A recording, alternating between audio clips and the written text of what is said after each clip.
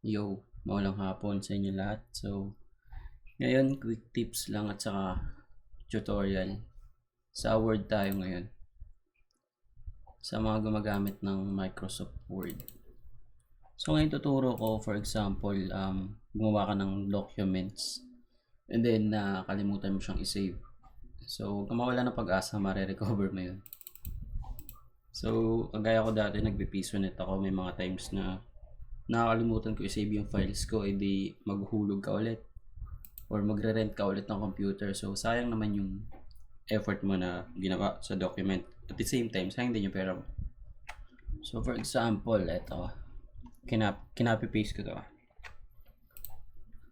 So, wag nyong pansinin yung mga nasa text. So, for example, ito yung ginawa mong document. 2 pages. Lalo na sa mga high school student yung nagpapaprint sa labas. For example, ito. And then, nakalimutan mo siyang i-save. O kaya minsan, nakiklik nyo tong don't save. Nakaganyan siya. Tapos, na-enter mo. Let's say, na-enter mo. Tapos, syempre, di mo nga siya na-save. Wala siya dito. Sa gilid. Pag open mo na ito, so, back to zero ulit. So, turuan ko kayo ngayon paano siya i-recover. Open mo lang yung Word. Itong Microsoft Word. Punta ka dito sa File. Click mo yung File. Para sa mga dito nakakalama. And then, sa Information. Tapos, meron dito tatlo. Protect Document, Inspect, and Manage. So, dito tayo sa Manage. Pag click mo na Manage, meron dito dalawang Recover and Delete All. So, click mo tong recover and save documents and then ayun, pupunta ka niya dun sa recently na nagawa mo na hindi mo na save. So, alin ba dito yung sa'yo? Pili ka lang dyan. Ito yung tinesting ko kanina yung dalawa eh.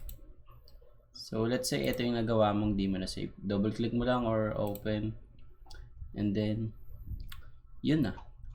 Recovered na yung file na hindi mo na save or accidentally mong hindi na save. So ngayon, para ma-make sure mo na ma-save mo siya, save as, pili kang file location, for example, desktop.